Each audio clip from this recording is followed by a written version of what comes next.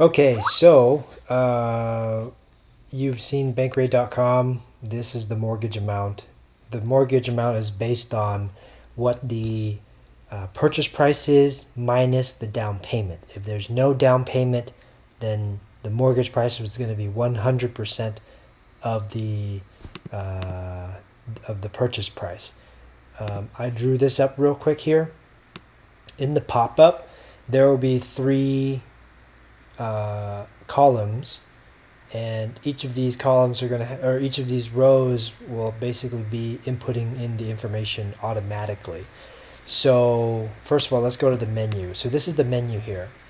um, Pretend like both of these have the same menu items, because they're the same type of offers, except one's going to be different than the other in terms of maybe a different purchase price, maybe different earnest money, maybe different down payment, interest rate, balloon terms, yada yada. So obviously on the left we got dashboard, leads, manage users. This one's going to be called offer defaults, and the cash is going to have, again, we're going to have three columns here, and the cash is going to be based on, so there's a down arrow you would click to choose whether the default for this number here is going to be based on a percentage or a dollar figure.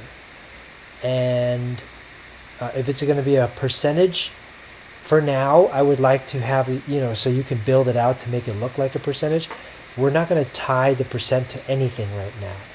So but down the road, we're going to be basing homes off of the value of what Zillow says.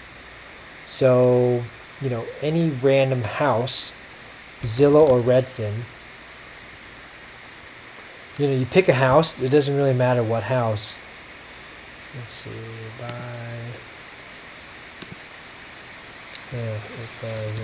let's just pick a random house. Okay, so this house here. So when you look at this house, this is the price. This doesn't really matter to us. What we're looking for is what Redfin thinks the home is valued at, which is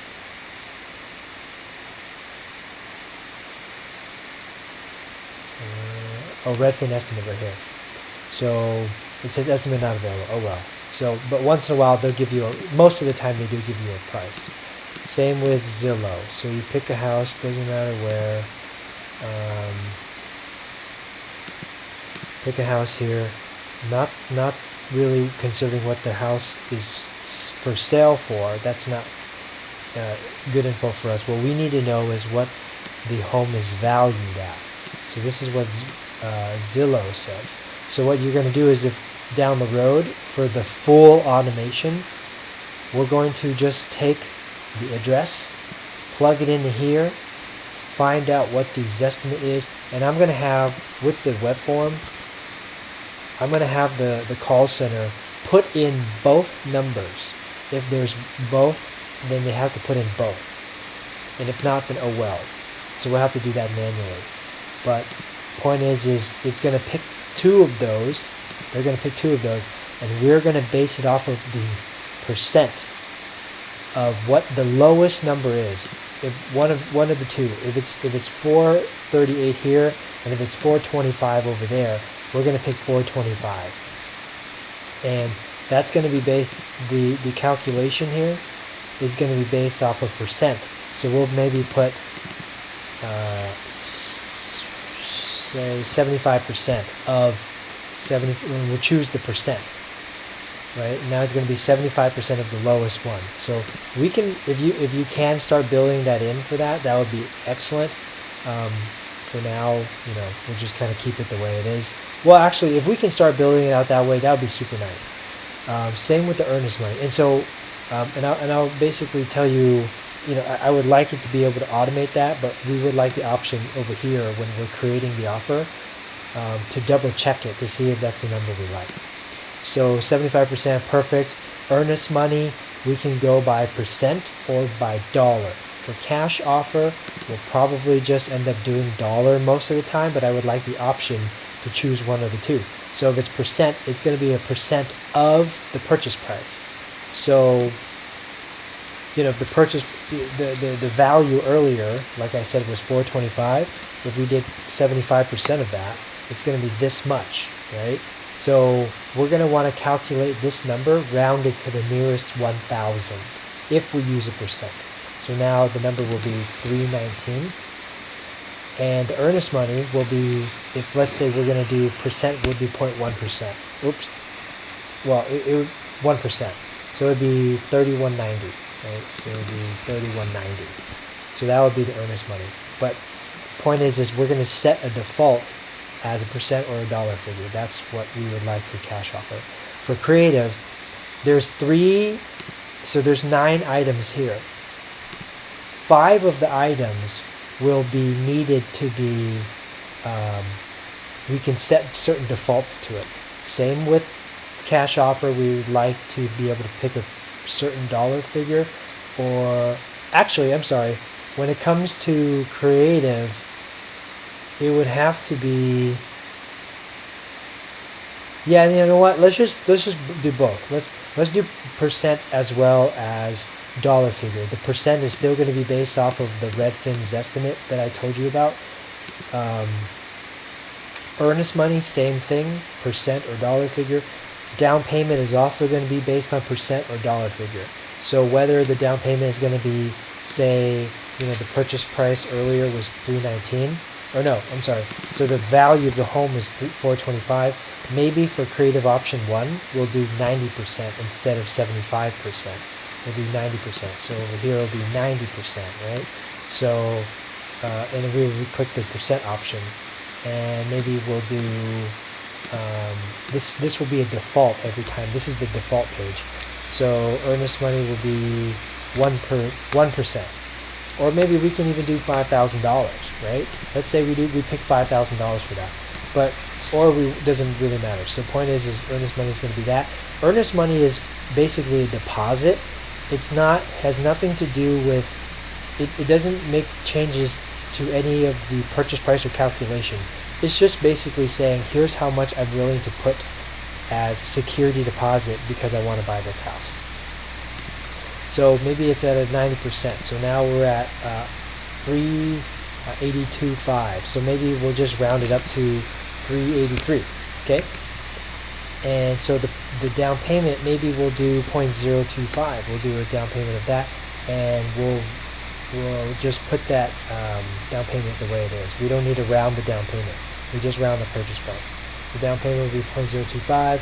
Will be 95.75, and so the numbers over here will look like that. It will say down payment 95.75, but over here it's going to say 2.5%. And we'll choose the percent option. Interest rate is always going to be percent, as you can, I'm sure you know that. And then balloon terms. We talked about balloon terms yesterday. So if you're doing a calculation here, and if you bought a property and you saw the amortization over a number of schedules, these are going by monthly, I think. Yeah, this is going by monthly. So every payment is going to go down, down, down, down, down. So point is if it was a 36-month balloon, so you would just basically, this would be the number for the balloon, is how many payments you paid down, how much principal you paid down. So that's the balloon. But this is the balloon amount, which is over here, the balloon price. That's how much you end up having to pay after 36 months. But the balloon terms will be set to a default for option 1 and option 2. So maybe this one will say 3 years. So this would basically be considered years. And obviously in the paperwork it will say years on the contract itself. But if it's 3 years, then it would be 36 payments, right? You multiply by 12 months. So that's what the terms look like. Same over here. It's going to be the same type of setting. We may end up doing, maybe $10,000 in earnest money for creative option 2. Maybe the down payment is going to be 5%. we'll set those as a default. Maybe the interest rate's going to be, instead of 3%, maybe we do 5%, something that's much more attractive for them. Balloon terms will be 3 years. Over here, maybe we'll do 10 or 15 years. It doesn't really matter. Point is we're just giving them different options. And so it will then, the defaults here will then reflect the numbers here. So this is where this is important for you to hear is if we're using a percent, right, then it's going to basically go automatically whatever the Zillow's estimate says. If there's 0 for Zillow's estimate, if it's blank, then I would like it to say 0. If it's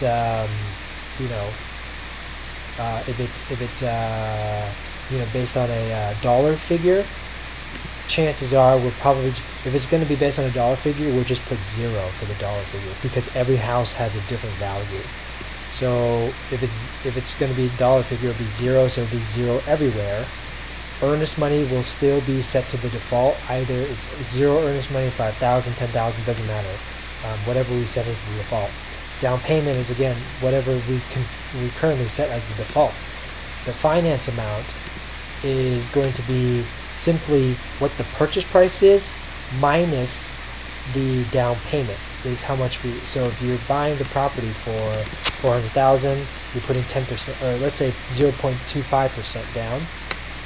You're putting $10,000 down.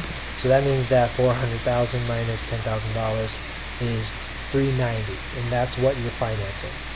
And then the earnest money is going to be set to the default of whatever the interest rate is we put here. I would, let me finish this real quick. And then so principal and interest will be automatically calculated based on what the finance amount is, what the interest rate is. And you know what? One thing I left out was the amortization.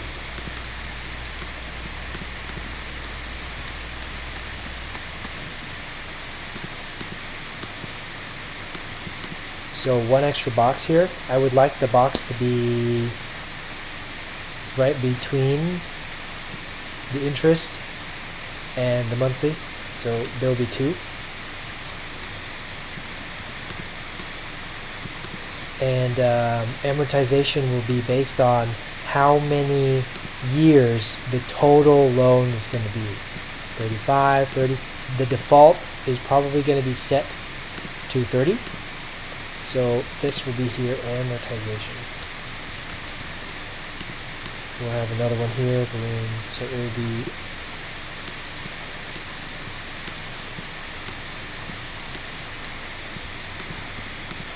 okay. That would be basically the way it would look essentially. Amortization is also in years. So it's going to match this on creative option 2 as well. So amortization will be based on whatever we set. So if we put 30 as the default here, and maybe we do 15 here, or maybe 20, whatever the case is, maybe they're going to get more money for their property, whatever, doesn't really matter. Point is they're going, we're trying to make it, giving them more options. So that would be one here. It's going to be whatever the default is. So here's what's important. Well, actually, let me finish. So principal and interest is going to be calculated based on what's financed, right? The finance amount, the amortization, which is terms in years. That's what we call amortization. And the interest rate. That's what the monthly principal and interest is going to be based off of. So this will be automatically calculated and put in here already. So mind you, these numbers, instead of it saying purchase price, it'll say a number. And so above it, we'll have to say purchase price. You know what I'm saying? So it'll have to look like this more, not like this. So it might just be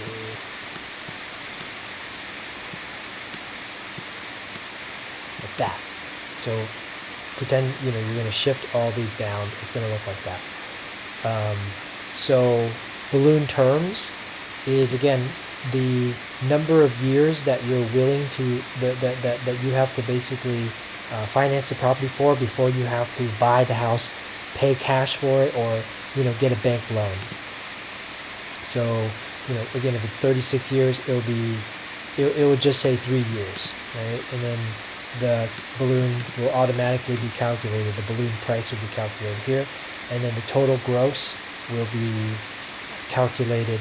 And I showed you yesterday what the total gross is, but I'll do it real quick. It's basically what the monthly payments are times the amount of months you paid that, so 36 months, plus what you currently owe, which is 283,496.04. So that's what the total gross would be if the seller allowed us to finance their property for the next 3 years. And it's going to be longer for option 2, so it's going to be a much higher number. So the calculation is going to automatically go in there. Now here's what's important. If I change the purchase price, the monthly principal and interest will obviously change, depending on whether or not we do a specific, whether it's percent for a down payment or not. I would imagine we'll probably always do a down payment based on a percent, but we could do a flat number. Either way, doesn't really matter. So if I put purchase price as 400,000, if the calculation here is based on the down payment is 2.5%, that's $10,000. The finance amount would be $390. But if I change this purchase price to $450,000, and so if I did that, automatically the down payment should change to $11,250 based on a 2.5% down payment. However, which obviously will then change the finance amount, and they'll also change the monthly principal and interest, which will then change the balloon price and the total gross, right? So this one interest, so this one, and this one, balloon price and total gross will automatically change based on what we're financing, how much money we're financing. However, even though it says 1125, I would like the ability to change any of these numbers here. So I'd like the ability to change the earnings money from 5,000 to say 10,000, or down payment.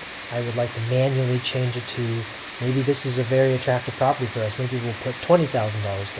So if the purchase price is $450, and then all of a sudden I change the down payment to $20,000, then that means that my finance amount is $405,000. And so this finance amount will have to automatically change because I changed the down payment.